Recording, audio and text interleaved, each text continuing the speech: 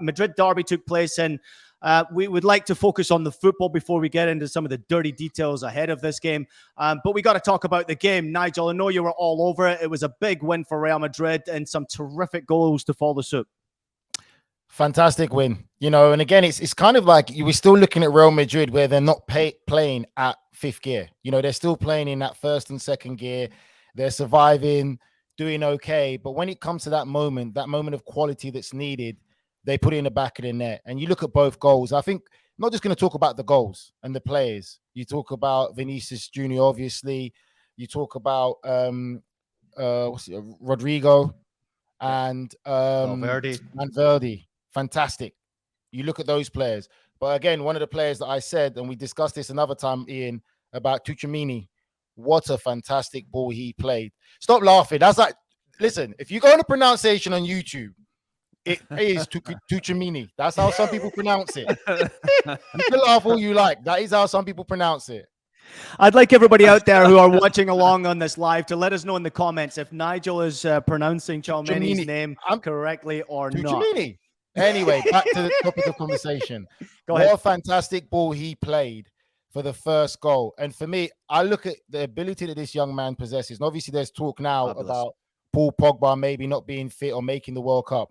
When you have a player like that playing out Real Madrid, I think you can not worry about Paul Pogba because that kid is the real deal. And it goes again about the scouting network, about clubs having a structure. And for me, I have to give credit to Real Madrid for the structure that they have in place because the recruitment they've done this year, the mix they've got of young and old players, the talent is fantastic. But for me, the star man today is that magician Modric. Luka Modric is still the man that controls that Real Madrid team. He was absolutely fantastic. People might not see a lot of what he does, but for someone who's played in that midfield role, I see how important the passes he picks, the timing, and his positioning, and how he controls that whole flow of game. And it is just fantastic to watch. Yeah, no, I mean, the other thing that I kind of like about just where Real Madrid is at is they've just allowed their young stars to become stars over time, right? We put the pressure. The media puts the pressure. The transfer fee puts the pressure on all these guys. But to see Vinicius Junior, Rodrigo, other young players in this team come in and know that it's not just like, hey, you need to prove this today or tomorrow or you're out. They're building on these guys. And so there's clearly some sort of protection they're putting into these players that we're not seeing them fall off or seeing just flashes of them and then they end up somewhere else. We're seeing them bloom or blossom under Ancelotti, under this type of club. And I think that's rare in a club this size that we've seen in the way the modern game is, right? When there was loyalty and players stayed at clubs longer, that's different. But now a transfer fee comes and it's like, give him a couple weeks and now you need to start producing, right? Lewandowski didn't score in his first couple games. People were like, is he good enough to play at Barcelona? That's what starts happening when you're these star players. But for Vinicius Junior, much slower start than you expect. Rodrigo, another super talented world-class player, to have that protection and that trust and that understanding and support, I think is really important to what they're building there because they are the Galacticos. You usually don't think about them in the vein of like giving young players a ton of chances to prove themselves, but it seems like they've modernized a bit as well and have built something that I think players want to be playing for, whether you're old and you're Kroos or you're Modric or you're a young player coming through the ranks.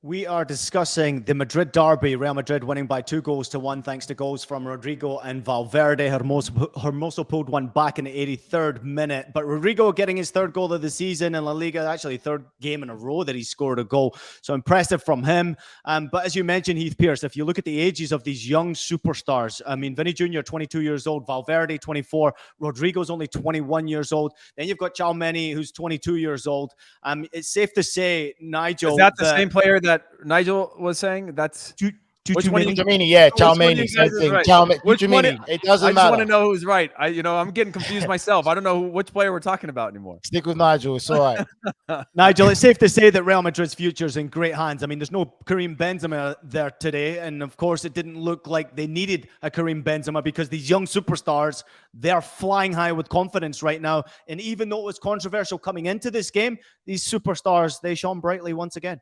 Yeah, I mean, Real Madrid are providing the stage, and these guys are really taking the limelight. They're not scared to perform. They're embracing it. and they really look like they're a team that's together. There doesn't seem to be any egos. It really is a team effort. Whenever you see a team perform like that, and I'm sure you and Heath can add to that, that stems from the manager. We've got to give a lot of credit to Carlo Ancelotti there, because that kind of superstar stardom team that you have, and when you see the togetherness in there, the unity, even when they're playing, that comes from management. And you talk about other teams, we can question about the unity in Paris Saint-Germain with the superstars that they have, but you don't see that in Real Madrid. And I think collectively, with the recruiting that they've done, if they keep these guys together, which I'm sure they are, because why would you leave Real Madrid to go to any other club in the world? For a good couple of years, they're going to be dominating La Liga and Champions League for a long time to come, barring they all stay healthy. My thing is, just like Ian made predictions about Bayern Munich, I will not be surprised if Mbappe ends up in Real Madrid next year. Because I think that is just the missing piece. If they get Mbappe to that, I think all other teams could really start to looking for a magical code to be able to take Real Madrid away from the Champions League. Because do you think that happens, Heath Pierce? Do you think that happens? Mbappe comes?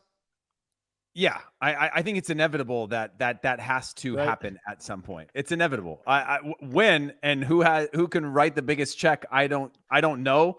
If this global inflation kicks in and lowers the price tags of everyone, maybe they can go quicker. But it's inevitable. I just don't see how somebody like Mbappe doesn't go for himself for a bigger challenge or something different, and that the PSG project doesn't hit some sort of wall along the way that they're going to have to make some tough decisions that might not make the fans happy, but ultimately needed to give the club its best chance of success in the future. You're watching Qué Golazo, Ian Joya with Nigel reo-coker and Heath Pierce with you. Antoine Griezmann started, believe it or not, he started for Atletico Madrid today. Tomorrow on Qué Golazo, we'll be discussing his contract situation with Fabrizio Romano. Cannot wait to hear what Fab's got to say about this Antoine Griezmann situation. I can only imagine that Fabrizio knows every single detail about his contract. So excited to pick that one up. But before we move on to talk about other games, can we please just discuss the ridiculous comments that were directed at Vinicius Junior and his dancing goal celebrations?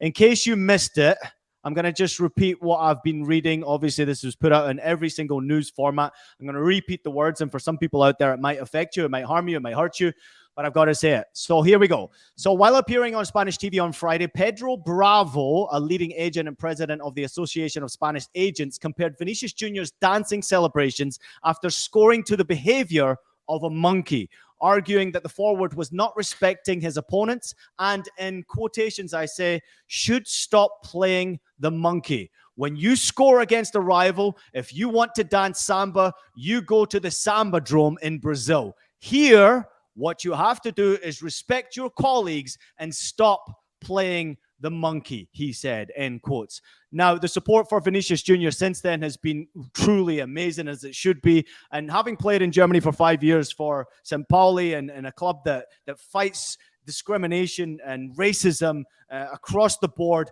this hurts my soul. And to see these types of comments still freaking existing in today's age, it's just absolutely mind-blowing to me. I think Vinicius Junior has handled this situation incredibly well. Such an impeccable human being. And as far as I'm concerned, he should be dancing on and on and on and on to prove a point as well. Nigel reo-coker, your thoughts on the whole situation? I mean, I honestly, and it burns me up inside that this is something that I could really go on about for so long, but I don't. And I think it's just easy just to simplify it. For me, that's all about race. There's nothing else that comes from that kind of statement and comment, because you can dance samba anywhere. You can dance samba anywhere in the world. I've seen white players score goals and dance, and it's never been an issue. But this is directed at Vinicius Junior. You make it about dancing samba, go dance in the Samba Drome. It has nothing to do with it. What he's done is he's planted a seed for all the clubs in Spain to target this young man now. Now, every game he plays for Real Madrid, every stadium he goes to, he's going to be racially abused. I think it's embarrassing. It's embarrassing that La Liga haven't made a statement, that the Spanish FA haven't made a statement to kind of defend Vinicius Junior. And for me, I just want to say to Vinicius Junior, come to the Premier League if they don't want you to dance samba in La Liga, because the Premier League, you're more than welcome to dance, do whatever you want when you score goals. Come and celebrate, and you'll be welcomed with open arms and Brazilian flags everywhere. Because if they don't want you like that and they don't want to appreciate the footballer that you are, then you have no reason to stay there. But I think it's absolutely embarrassing. And it's this whole comment is made about race. And I know he's going to make an apology and say his words were misconstrued. It was no. These are grown men. They haven't been living under a rock and just come into 2022 to know what's acceptable in society. On live television as well. Yeah. Exactly. Live television. You know the words that are coming out your mouth, and then to compare it to a monkey makes no sense. But just to say you're a racist, bigot, and out of touch idiot. Yeah. And for him to come back and say what he meant is acting a fool. Well, you clearly knew. Just say acting like a fool if that's what you really meant. Exactly. And that's not what you really meant. Like to correct it that easy and say, oh, this is what I meant. Well, that's nowhere close to what you said. And on top of that, to back up Nigel's point that this is not just about the act in itself. It's the precedent that it set. And if anybody that's listening to this or watching this thinks that, oh, okay, that's exaggerated, that now everywhere he goes, they're going to feel like it's okay to do that. It happened today in the match, before the match, during the match. They were chanting at him. It immediately happened that now these fans come out from under the shadows, and they come out and they say, oh, now I get a free shot. I get a free shot for a bit. They're going to do it on the internet. There are all these people that have been forced to the sideline that have all this hate have now been given the freedom to leverage this into their benefit, into their favor. And all it's done is put this pressure and a ridiculous amount of disrespect on this player for absolute no reason. And it's already started from the moment he made that comment to his very first match. It came out, and it's unacceptable.